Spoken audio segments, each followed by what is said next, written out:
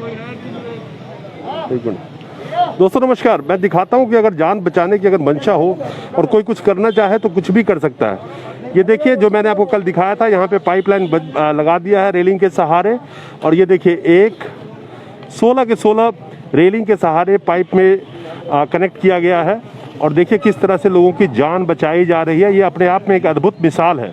और मैं इसलिए ये दिखा रहा हूँ कि अगर आप इस चीज़ को समझेंगे, अगर कुछ करने की आप ठान लेते हैं और कोई करना चाहे तो कुछ भी कर सकता है।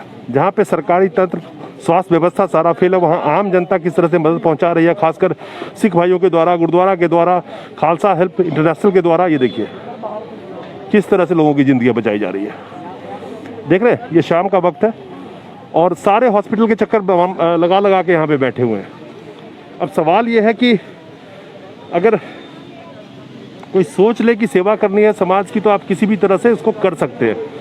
और इस तरह से अगर कोई भी कम्युनिटी हो, अगर चाहे तो लोगों की जान बचा सकती है। जैसे मैंने कल दिखाया था कि 16 पॉइंट यहाँ पे लगाए गए हैं रेलिंग के थ्रू। और यहाँ देखेंगे आप, हर पॉइंट पे ऑक्सीजन कलेक्ट किया गया है और एक ही सिलेंडर पाइप से रन करा के, और 16 पॉइंट उसमें बनाए गए हैं। ये देखिए इस तरीके से लोगों की जिंदगी बचाने की कोशिश की जा रही है। ये देखिए, देख रहे हैं, देखिए करा ये देखिए। हाँ, ये बताना ज़रूरी है कि जिस तरह से सरकार का दावा और अपने नाकामियों को छुपाने के लिए बयान देके कि सारा इंतज़ाम है, कहीं कोई कमी नहीं है, तो लोग रोड पे बैठ के ऑक्सीजन नहीं ले रहे होते, अपने अपने घरों में होते ऑक्सीजन के साथ में, या किसी हॉस्पिटल में होते। और बहुत सारे परिजनों से हमने बात करी जिनका कहना है कि किसी भी हॉस्पिटल में कोई एडमिट नहीं ले रहा है, कह रहे हैं कि ऑक्सीजन नहीं है मेरे पास। ऐसे भी लोग मिले जिनको कहा जा रहा है कि वेंटिलेटर अपना बाहर से लेके आओ। कहाँ से लोग लाएंगे और क्या करेंगे? और ये सिचुएशन है यहाँ का। ये देखिए, देख रहे हैं, ये देखिए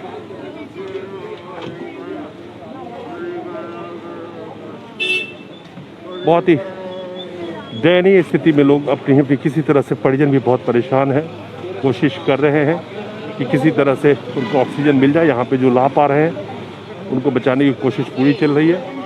शाम का वक्त है, यहाँ पे भी भीड़ लगा हुआ है। और